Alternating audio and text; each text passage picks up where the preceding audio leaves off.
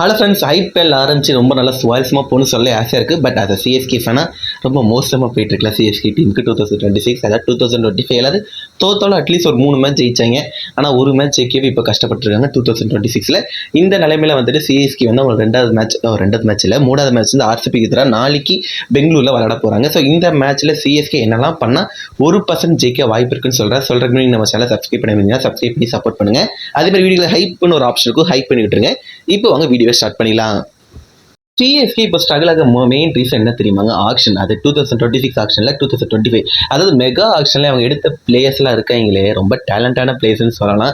In fact நான் ராகுல் திரிபாடி, தீபக் குட்டா, Vijay Shankar, so இந்த மாதிரி பிளேயர்ஸ் வந்து ஃபெயில் ஆனால் கூட இவங்களாம் நல்ல பிளேயர்ஸ் சொல்லி முட்டு கொடுத்துட்டு இருந்தேன்.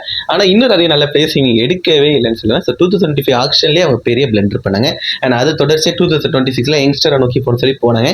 பிரசாந்த் வீர், கார்த்திக் சர்மா, இந்த 2 பிளேயர்ஸை ரொம்பவே நம்பினாங்க. 14 கோடிக்கு எடுத்தாங்க. இவங்க வந்து இப்போ ரீசெண்ட் டைமில் பெர்ஃபார்ம் பண்ணல, அதாவது 3 மேட்சுமே அந்த அளவுக்கு பண்ணல. பிரசாந்திற்கு ஒரு மேட்ச் தான் வாய்ப்பு கொடுத்தாங்க, நேற்று தான் டெபியூட் பண்ணாரு. நான் அவர் மேலே ஆஷா இருக்க மாட்டேன், அதே கார்த்திக் சர்மா மாதிரி ஆஷா இருக்க மாட்டேன். ஏன்னா 2 பேருமே யங்ஸ்டர்ஸுங்க. ஸோ அவங்க எதிர்பார்த்தாங்க வந்து 14 கோடிக்கு வந்து சிஎஸ்கே டீம் எடுப்பாங்கன்னு எதிர்பார்த்தாங்க. இல்லை, ஸோ அந்த வந்து நான் வந்து மற்றவங்க மாதிரி இந்த ப்ரைஸ் டேக் வச்சு அவங்க வந்து நான் இடைக்கு போடவே மாட்டேன். ஏன்னா எனக்கு தெரியுங்க இந்த 2 பேரும் மேலே அவ்வளோ டேலண்ட் இருக்குன்னு தெரியும். ஸோ இவங்க எந்த அளவுக்கு பேக் பண்ணுறாங்க தான் இருக்குது. ஆனால் இப்போ பிரச்சனை என்ன தெரியுமா? கார்த்திக் சர்மா வந்து அடுத்த மேட்ச், அதாவது நாளைக்கு விளையாடுவான்னு சொல்லி கேட்டால் 50-50 தான். அவருக்குன்னு ஒரு 2 வாய்ப்பு கொடுத்துட்டாங்க. அந்த 2 மேட்ச்ல அந்த அளவுக்கு பெர்ஃபார்ம் பண்ணல. இன்ஃபேக்ட் ஃபர்ஸ்ட் மேட்ச்ல கொஞ்சம் டீசெண்டாகவே விளையாடுற ஆரம்பிக்கிறா, ஒரு 19 ரன் அடிச்சாரு. பட் நேற்று கொஞ்சம் அந்த இடத்துல ரன்ஸ் அடிக்கல. ஸோ அந்த ஒரு ப்ரெஷர் இருக்க தான் செய்யும். அண்ட் டிவால் பிரவிஸ் உள்ள உட்கார மாதிரி ஒரு பிளேயர் இப்போ பிளேயிங் லெவலில் சிஎஸ்கேல யாருக்குன்னா கார்த்திக் சர்மா தான் இருக்காரு. ஸோ நாளைக்கு கார்த்திக் சர்மா விளையாடான்னு சொல்லிக்கிட்டா ஒரு 50-50 தாங்க. அண்ட் அதே மாதிரி பிரசாந்த், எனக்கு பிரசாந்த் பிக் எடுத்து ரொம்பவே பிடிச்ச விஷயங்க. ஏன்னா வந்துட்டு நான் சொன்ன தெரியுமா, அந்த யூபியில் அவர் வந்துட்டு கிட்டத்தட்ட ஒரு எமர்ஜி பிளேயர் அவார்டு வாங்க. ஸோ அந்த அளவுக்கு ஒரு டேலண்ட் உள்ள பிளேயர். ஆனால் நேற்று சிஎஸ்கேக்கு அவர் டெபியூட் பண்ணியிருந்தாரு. எனக்கு என்ன தெரியுமா வருத்தம், நீங்க பிரசாந்த் இவர் யாருக்கு ரீப்ளேஸ்மெண்ட்டாக எடுத்திருக்கீங்க? ஜடேஜாக்கு ரீப்ளேஸ்மெண்ட்டாக எடுத்திருக்கீங்க. ஜடேஜா வந்து பேட்டிங் பண்ணுவார், அது நம்பர் 7 வந்து பண்ணுவார். இவர் வந்து நம்பர் 7 பேட்டிங் பண்ணாரு. அஃப்கோர்ஸ் நேற்று வந்து வெறும் 3 பால் தான் பிடிச்சாது. பட் இதுவுமே ஒரு 4 அடிச்சு அவர் எபிலிட்டியை காமிச்சாரு. எனக்கு அது வருத்தம் இல்லை. ஆனால் நீங்கள் எடுத்த ஒரு விஷயம் வந்து ஜடேஜாக்கு ரீப்ளேஸ்மெண்ட். ஜடேஜா வந்து பவுலிங்கில் தான் சிஎஸ்கே அந்த அளவுக்கு கான்ட்ரிபியூட் பண்ணியிருக்காரு.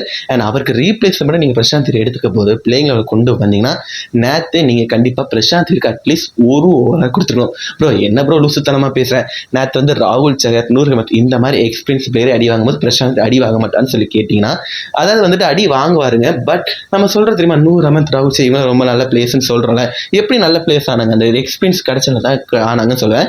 நேற்று என்னதான் இவங்க 2 பேரும் அடி வாங்கியிருந்தாலும் நான் ஒரு கேப்டனாக இருந்தால் கண்டிப்பாக பிரசாந்த் அட்லீஸ்ட் ஒரு 2 ஓவராக போட்டிருப்பேன். ஏன் தெரியுமா? ஃபர்ஸ்ட் அந்த ஸ்டாட்ஸை, பஞ்சாப் கிங்ஸ் ஸ்டாட்ஸை நீங்கள் பார்க்கணும். அதாவது நேற்று யாரெல்லாம் நல்லா சூப்பராக விளையாண்டா, பிரியன் சாரியா, பிரப்சிமன் சிங், ஸ்ரேயா சேர், அண்ட் அடுத்து கூப்பர் கான்லி, அவருமே ரொம்ப நல்லாவே பண்ணாரு. அண்ட் ஃபினிஷிங் வந்து சஷாங்க் சிங் வந்து பண்ணிவிட்டாரு. ஆனால் இந்த எல்லா பிளேஸுமே ஒரு வீக்னஸ் என்ன தெரியுமா, அந்த லெஃப்ட் ஆர்ம் ஸ்பின். ஸோ அவங்க வந்து ரொம்ப நிறைய ஸ்ட்ரகிள்ஸ் ஆயிருக்காங்க. அதுக்குன்னு ஒரு ஸ்டாட்ஸ் இருக்கு. அந்த ஸ்டாட்ஸை நான் பார்த்தேன். அதாவது நான் ஜஸ்ட் ஒரு இப்போ எஃப்எம்ல வந்து ஒர்க் பண்ணிட்டு இருக்கேன். ஆனால் எனக்கு வந்துட்டு பஞ்சாப் கிங்ஸ் ஸ்டாட்ஸ்லாம் தெரியுது. அண்ட் பஞ்சாப் கிங்ஸ் வந்து இந்த மாதிரி வீக்னஸ்ல இருக்குன்னு எனக்கு தெரியுது. நீங்க ஒரு அனலிஸ்டா சிஎஸ்கே டீம்ல இருக்கும்போது சிஎஸ்கே அனலிஸ்ட்லாம் இருக்காங்களான்னு சொல்லி கேட்க தோணுது. நீங்க என்ன கிளிக்கீங்கன்னு சொல்லி கேட்க தோணுது. அதாவது வந்துட்டு இப்போ ஆர்சிபி வந்து ரொம்ப நல்லாவே பண்றாங்கன்னா அதுக்கு மெயின் ரீசன் என்ன தெரியுமாங்க, அவங்களோட அந்த அனலிஸ்ட் டீம் ரொம்ப நல்லாவே இருக்கு. அதுமாதிரி தினேஷ் அண்ட் ஆண்டி ஃபிளன் கோ. ஸோ அவங்க அந்த டீமை வழிநடத்த விதம் ரொம்ப நல்லாவே இருக்கு. ஆனால் சிஎஸ்கே 2025, 2026, வைனா 2024 இருக்கணும் அந்த டவுன்ஃபால் வர மெயின் ரீசன்னா அந்த பின்னாடி இருக்க அந்த பேக்ரவுண்ட் டீம். அது எப்படி சொல்லணும்னா, ஆக்ஷனில் அவங்க உட்கார அந்த ஒரு நேம் அவங்களா இருக்கட்டும், அதாவது காசி தத்தா அவரோட கோவா இருக்கட்டும், நம்ம ஸ்டீஃபன் ஃபிளிங் அவங்களோட அந்த கோச்சிங் இருக்கட்டும் ரொம்ப மோசமாக இருக்கு. அண்ட் அவங்க அந்த என்விரான்மெண்ட்டை ஸ்பாயில் பண்ணுறாங்க. அதனால தான் சிஎஸ்கே ரொம்ப மோசமாகவே பண்ணுறாங்கன்னு நான் சொன்னேன். இப்போ நிறைய பேர் வந்து பிளேஸை ரொம்ப ஈஸியாகவே சொல்லிடுவோம். இப்போ பிரசாந்த் பேட்டிங் பண்ணாட்டி, ஒழுங்காக பண்ணாட்டி நம்ம வந்து சொல்லிடுவோம் பிரசாந்த் ஒன்றுமே பண்ண தெரிய மாட்டேங்க, நீங்கள் எப்படி நீங்கள் வந்து 14 கோடி எடுக்கீங்கன்னு சொல்லி அவங்க வந்து நம்ம ஈஸியாக கிரிட்டிசைஸ் பண்ணிடுறோம். ஆனால் நம்ம வந்துட்டு யாரை தெரியுமா கிரிட்டிசைஸ் பண்ண மாட்டேங்கும், அந்த காசி தாத்தா, அதாவது வந்து அந்த பெஞ்சில் போய் உட்காராங்க தெரியுமா. ஸோ அவங்க நம்ம கிரிட்டிசைஸ் பண்ண மாட்டேங்கும். ஏன்னா வந்துட்டு அவங்க தான் பிளேஸை எடுக்கிறாங்க. நல்ல பிளேஸ் எடுத்தால் தான் ஆக்செப்ட் கேப்டனாக இருக்கும் சரி, அந்த கோச் இருக்கு அந்த நல்ல ஒரு டீமை பில்ட் பண்ண முடியும். பட் இவங்க பிளேஸே நல்லா எடுக்காத போது நம்ம இந்த டீம் கிட்ட நம்ம என்ன எதிர்பார்க்குறது சொல்லு. ஓகே, 2026 வந்து சிஎஸ்கே வந்து ரொம்ப மோசமாக பண்ணிக்காங்களா ஆக்ஷனாக சொல்லிக்கிட்டேன். இல்லை, ரொம்ப நல்லாவே பண்ணிக்காங்கன்னு சொல்லுவேன். எனக்கே ரொம்ப சர்ப்ரைஸான விஷயம் என்னன்னா, அஃப்கோர்ஸ் 2 யங்ஸ்டர்ஸை வந்து இவங்க 28 கோடி எடுத்தாலும் கொஞ்சம் ஆச்சரியமாக இருக்கு. அண்ட் சிஎஸ்கே இப்பவும் கொஞ்சம் ஸ்ட்ரென்த் இருக்குங்க. அதாவது பேட்டிங் உண்மையிலே நல்ல ஒரு பேட்டிங். அதான் நீங்கள் நேற்று மேட்ச் பாருங்கண்ணே, அதாவது நம்ம சஞ்சு சாம்சன், ருத்ராஜ் கேக்வாட் இவங்க அந்த அளவுக்கு பெர்ஃபார்ம் பண்ணல நேற்று மேட்ச்சில். பட் ஆயுஷ் மாத்ரே, சஃப்ராஸ் கான் இவங்க பெர்ஃபார்ம் பண்ணாங்க. வைனா தூபே நல்ல ஒரு ஃபினிஷ் கொடுத்தா. அதனால் 210 நம்ம அடித்தோம். பட் நம்ம எங்கே தெரியுமா ஸ்ட்ரகிள் ஆகும், பவுலிங். நம்ம பவுலர்ஸ் நேம் டீமில் அன்சுல் கம்போஜ், கலீல் அஹமத், நூர் அஹமத், ராகுல் சேர், ஸோ இப்படிப்பட்ட ஒரு பவுலர்ஸ்லாம் இருக்காங்க. இன்ஃபேக்ட் இவங்க எல்லாருமே நல்ல பவுலர்ஸ் தான். ஆனால் நம்ம ரொம்ப மோசமாக போகிறோம் சொல்ல. எனக்கு என்ன தெரியுமா வருத்தம், நீங்கள் ஒரு பிளேயராக வந்து நீங்கள் வந்து சிஎஸ்கே டீமுக்கு விளாட்றீங்கன்னா, சிஎஸ்கே டீமில் எனக்கு ரொம்ப பிடிச்ச ஒரு விஷயம் என்னன்னா, அந்த ஃபீல்டில் அவங்க காமிக்கிற ஒரு எனர்ஜி. அதாவது டுவைன் பிராவோலாம் இருக்கும்போது வேற லெவலில் இருக்குங்க. அந்த கேட்ச் பிடிக்கிறா இருக்கட்டும், சுரேஷ் ரெய்னாலாம் இருக்கிறது தெரியுமா, ஏதாவது ஒரு பவுலர் வந்து விக்கெட் எடுத்தால் போய் குதிச்சு அப்படி அவர் மேலே உட்காந்து அவர் என்கரேஜ் பண்ணுவார். ஒரு மாதிரி ஜாலியாக இருக்கும். அந்த என்விரான்மெண்ட்டே அதை பார்க்க ரொம்ப சூப்பராக இருக்கும். நான் வந்து ஜஸ்ட் டிவியில் தான் பார்க்க, நான் வந்து கிரவுண்டில் கூட மேட்சை பார்த்ததில்லை அந்த அவங்க விளையாடும் போது. பட் இருந்துமே அந்த ஒரு ஃபீல் வரும் தெரியுமா, அப்பா என்ன ஒரு டீம் எவ்வளோ ஜாலியாக இருக்காங்க சொல்லி ஒரு எனர்ஜி இருக்கும் தெரியுமா. ஆனால் சிஎஸ்கே டீம் கிட்ட அந்த எனர்ஜி என்னால் பார்க்க முடியாதுன்னு சொல்லி கேட்டால் ஆன் ஃபீல்டில் இல்லவே இல்லைன்னு சொல்லுவேன். வைநாட் சஃப்ராஸ் கான் அவர் மட்டும் தான் அந்த எனர்ஜியோட இருக்காரு. அதாவது நேற்று வந்து ஒரு ரன் அவுட் அடிப்பார், அதுக்கப்புறம் அந்த குதிச்சு அந்த சந்தோஷமா இருக்கட்டும், அந்த பவுலர்ஸை என்கரேஜ் பண்ணும்போது சஃப்ராஸ் கான் பண்றாரு. ஆனால் ருத்ராஜ் ஒரு கேப்டன், அவர் என்ன பண்றானே தெரியல, ரொம்ப சைலண்டா இருக்காரு. அதுமே பவுலர்ஸ் கிட்ட பேசுற மாதிரி தெரியல. நேற்று தான் ஏதோ பேசுற ஒரு ஃபீல் வந்துச்சு, நான் பார்த்தேன். ஒரு பவுலர்ஸ் கிட்ட வந்து சின்ன ஒரு கொடுத்த இன்புட்ஸ் கொடுத்துட்டாரு. ஆனால் அது ரெகுலராக கொடுக்கணும். டீம் வந்து நல்ல ஒரு முறையில் வச்சிருக்குங்க ஆன் ஃபீல்டில். அதாவது வந்துட்டு வெளி பார்க்குற அந்த ஆடியன்ஸ் வந்துட்டு சிஎஸ்கே தோத்தாலுமே என்கரேஜ் பண்ணுறாங்க. அதாவது வந்துட்டு எப்படின்னா, நேற்று வந்துட்டு நமக்கு தெரிஞ்சிருச்சு ஸ்ரேயா சேரன் அதுக்கப்புறம் வந்துட்டு கூப்பர் கால் இருக்கும் போதே சிஎஸ்கே தோட்டாங்க, நல்லாவே தெரிஞ்சிச்சு. பட் இருந்துமே கூப்பர் கால் விக்கெட் விழும்போது அந்த கிரவுண்டில் இருக்க அவங்க அந்த பீப்புள்ஸ் என்ன அழகாக கத்துனாங்க தெரியுமா. ஸோ ஃபேன்ஸ் வந்து தோனி இல்லாட்டி கூட சிஎஸ்கேக்கு சப்போர்ட் பண்ண ரெடியாக இருக்காங்க. பட் சிஎஸ்கே பிளேயர்ஸ் ஃபேன்ஸை டேக் இட் இஸ் கேரண்டியாக எடுக்கிற மாதிரி எனக்கு தோணுது. அது ரொம்ப தப்புங்க. அதே மாதிரி ஆன் ஃபீல்டில் இருக்கும்போது கொஞ்சமாவது ஒரு இன்டென்ட்டோட இருங்க. பேட்டிங்கில் இப்போ அந்த இன்டென்ட் இருக்குன்னு அது எந்த தப்பு நான் சொல்ல. ஆனால் ஃபீல்டிங்கில் அந்த இன்டென்ட் இல்லாத மாதிரி இருக்குது. கேச்சஸ் பிடிக்கணும். அண்ட் அதே மாதிரி நீங்கள் வந்து பவுலிங் போடுறீங்கன்னா நீங்கள் கேப்டன்ட்ட போய் சொல்லணும், நான் இந்த மாதிரி போட போகிறேன், எனக்கு இந்த மாதிரி ஃபீல் வந்து போய் கேட்கணும். ஸோ நல்ல ஒரு முறையில் கிரியேட் பண்ணணும். அப்போ தான் அந்த எனர்ஜி நமக்கு வரும். ஓகே, இப்போ நான் ஆர்சிபி டீமுக்கு எதிராக சிஎஸ்கே என்னெல்லாம் பண்ணால் நல்லா இருக்குன்னு சொல்கிறக்காண்டி நான் வந்து ஸ்டார்ட் பண்ணேன். பட் எங்கெங்கேயோ போயிட்டேன்ல, ஸோ மன்னிச்சுக்கோங்க. என்னை பொறுத்த வரைக்கும் நம்ம சிஎஸ்கே வந்து நாளைக்கு ஆர்சிபியை தோக்கடிக்கணுமான்னு சொல்லிக்கிட்டா ரொம்ப கஷ்டங்க. அதாவது வந்துட்டு 2024 2026 வரைக்கும் நம்ம வந்து ஆர்சிபிட்டு நிறைய மேட்ச் தோத்துட்டே தான் இருக்கும். ஒரு காலத்தில் ஆர்சிபினா வந்து ஜஸ்ட் ஒரு டீமாக கூட நம்ம மதிக்க மாட்டோம். ஏன்னா ஏபிடி வில்லியர்ஸ், கிறிஸ் கெயில் இந்த மாதிரி பெரிய பெரிய பிளேயர்ஸ் இருந்தாலுமே அவங்க வந்து ரொம்ப ஈஸியாக நம்ம தோக்க அடிச்சிட்டோம்.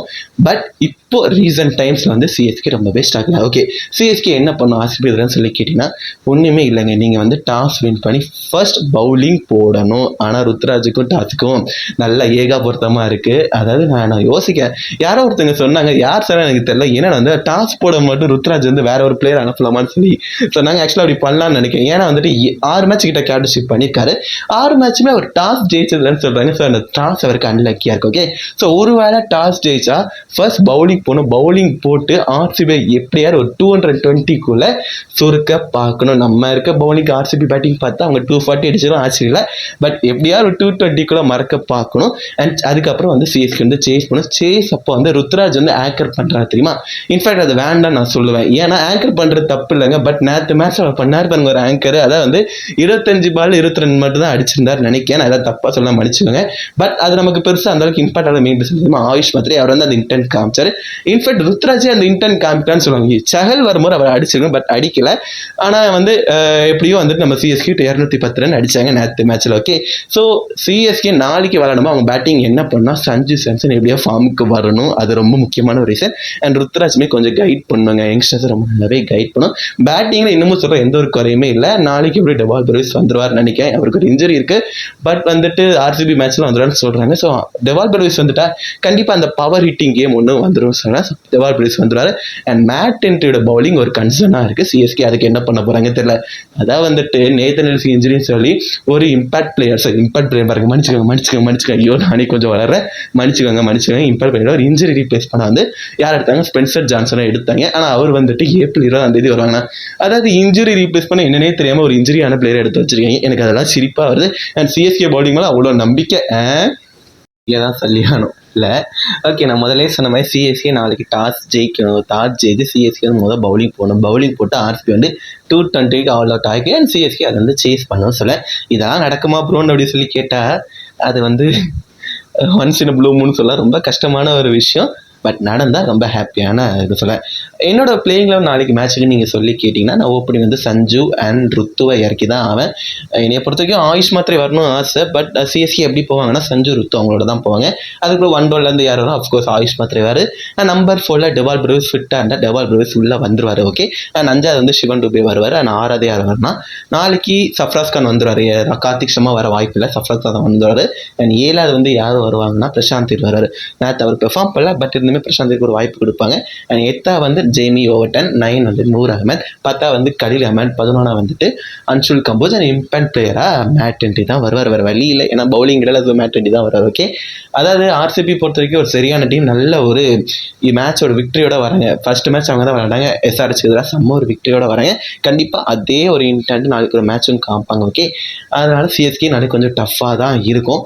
பட் அவங்க நல்ல ஒரு பிளான்ஸோட வந்து நல்ல ஒரு எனர்ஜியோடு இருந்தாங்கன்னா கண்டிப்பாக சிஎஸ்கே ஆர்சிபி தோக்கடிக்க ஒரு 0.20% வாய்ப்பு இருக்குன்னு நான் சொல்லுவேன். 80% நான் வந்து ஆர்சிபி தான் ஜெயிப்பாங்க சொல்லுவேன். அஸ் சிஎஸ்கே ஃபேனாக ஆர்சிபி ஜெயிப்பாங்கன்னு சொல்லும்போது கொஞ்சம் கஷ்டமாக தான் இருக்குது. பட் ஆன் பேப்பர் ரொம்ப ஸ்ட்ராங்கான டீம் எதுன்னு சொல்லி கேட்டிங்கன்னா ஆர்சிபி. ஸோ அவங்க ஜெயிக்க தான் வாய்ப்பு இருக்குது. நாளைக்கு சிஎஸ்கே வந்து அதை என்னை வந்து ட்ராங்குன்னு ப்ரூவ் பண்ண வச்சா நான் ரொம்ப ஹாப்பியாக இருக்கும். ஓகே, ஸோ நீங்கள் சொல்லுங்கள், நாளைக்கு வந்து சிஎஸ்கே வந்து ஆர்சிபியை தோக்கடிப்பாங்களா இல்லைங்கன்னு நீங்கள் சொல்லுங்கள். நாளைக்கு சிஎஸ்கே மொதல் விக்டரி 2026 டாடா ஐபிஎல்ல ஜெயிப்பாங்கன்னு சொல்லுங்கள். அதே மாதிரி உங்களுக்கு பிள்ளைங்களும் கீழே கம்மலாக சொல்லலாம். ஓகே, ஸோ இவ்வளோ இந்த வீடியோ நீங்கள் ஃபுல்லாக கேட்டீங்கன்னா உங்களுக்கு பேஷனுக்கு டச்சுக்கு ரொம்ப தேங்க்ஸ்ங்க.